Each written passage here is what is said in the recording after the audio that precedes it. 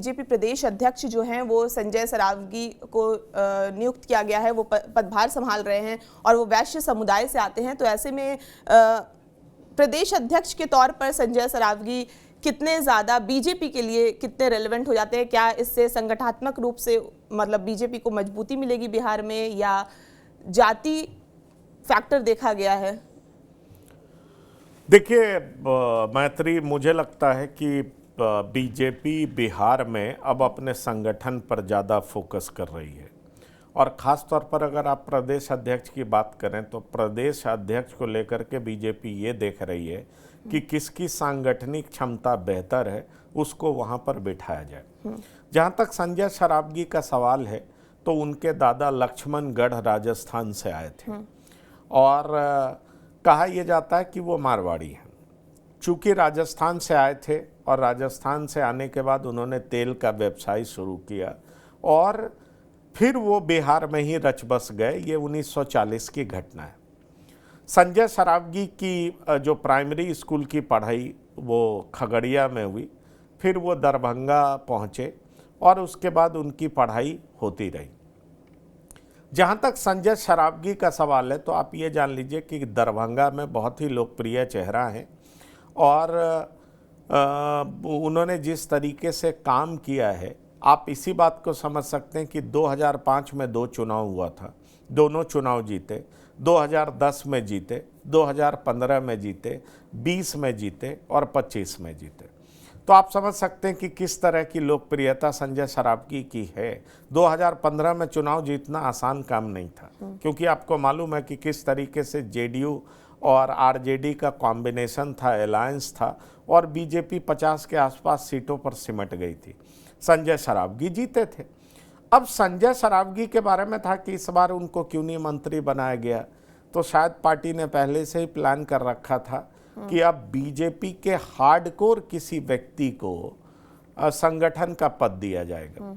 संजय सरावगी का बैकग्राउंड अखिल भारतीय विद्यार्थी परिषद का है, तो आप कह सकते हैं कि जो विद्यार्थियों का संगठन है बीजेपी का, उससे संजय सरावगी बाहर आए। अब माना यह जा रहा है कि पिछले 3-4 बीजेपी के अध्यक्ष को आप देखें तो उन पर यह कहा जाता था कि ये आयतित हैं, ये बीजेपी के नहीं हैं। और ये बात मेरे नहीं है, ये शब्द मेरे नहीं है। 2024 के चुनाव परिणाम के बाद ये बात अगर किसी ने कहा था तो उनका नाम अश्विनी चौबे है। अश्विनी चौबे को बक्सर का टिकट नहीं मिला था इस बार लोकसभा चुनाव में, और अश्विनी चौबे ने ये खीज अगर किसी के खिलाफ निकाली थी तो वो सम्राट चौधरी है। सम्राट चौधरी भी आरजेडी से आए, अलग अलग पार्टियों में रहे और फिर बीजेपी के प्रदेश अध्यक्ष बना दिए गए।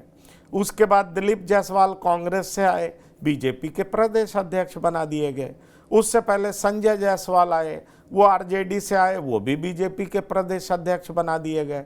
तो इस तरीके से जो सिलसिला चलता रहा वो पार्टी के लिए प्रोडक्टिव नहीं हुआ।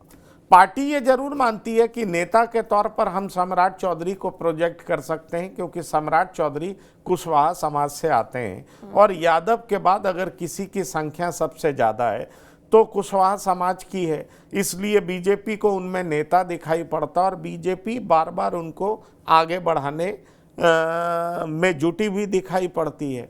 अब देखिए, प्रदेश अध्यक्ष का पद तो गया, लेकिन वो उप मुख्यमंत्री बने।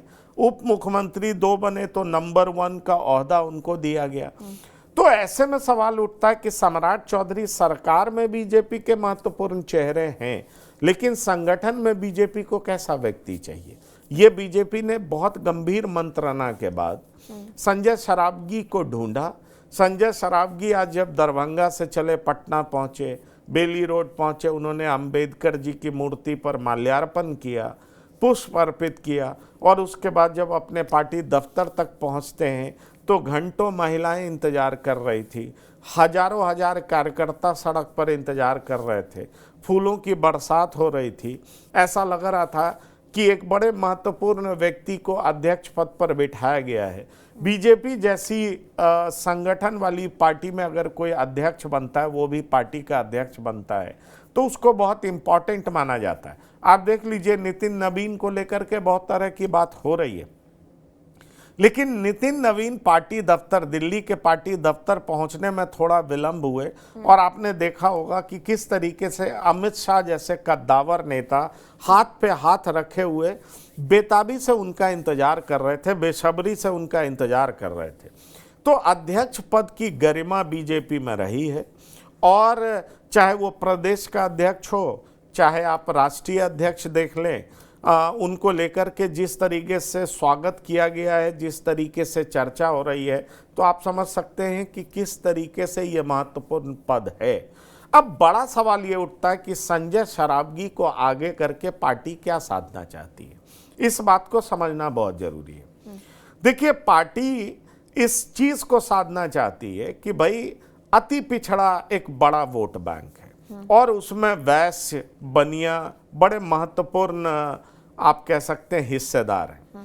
अब नीतीश कुमार की मजबूत पकड़ इन पर रही है, पर नीतीश कुमार अब अपनी राजनीति के अंतिम पड़ाव पर है, ये बात भी सच है। नीतीश कुमार के बाद उनके सुपुत्र आएंगे, ये भी सच दिखाई पड़ रहा है। ऐसे में सवाल उठता है कि अंदर खाने जो वोटों की लड़ाई है उसको बीजेपी बहुत मजबूत तरीके से परख रही है, समझ रही है। नीतीश के साथ बीजेपी कभी लड़ी नहीं है, आप ये बात जान लीजिए। नीतीश कुमार को हमेशा बीजेपी अपने पाले में रखने का प्रयास की है।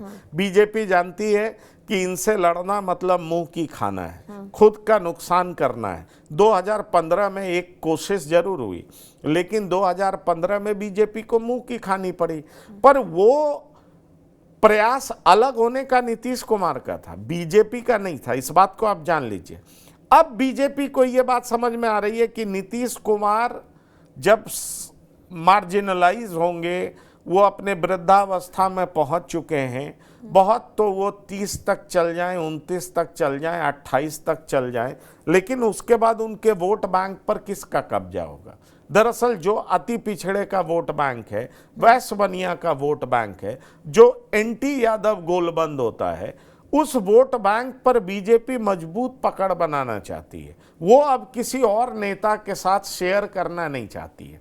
जहां तक अति पिछड़े का सवाल है, तो उस पर माना जाता है कि नीतीश कुमार की बड़ी मजबूत पकड़ है। आखिरकार वो 16% कौन सा वोट बैंक है जिसके दम पर नीतीश कुमार पिछले 20 साल से मुख्यमंत्री बने हुए हैं? इस बात को आप समझिए।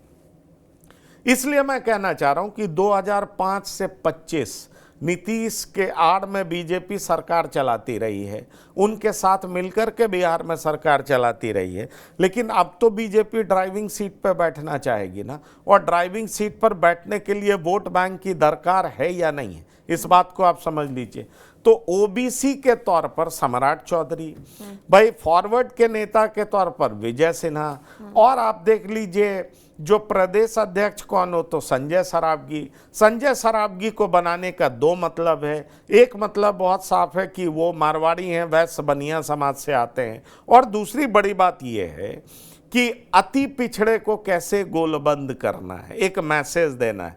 तो बीजेपी अपने कोर कंस्टिट्यूएंसी को भी एड्रेस कर रही है, साथ ही साथ वोट प्रतिशत में इजाफा कैसे हो, उस पर मजबूत पकड़ कैसे बने, उस रास्ते पर बीजेपी बड़ी तेजी से आगे बढ़ती हुई दिखाई पड़ रही है।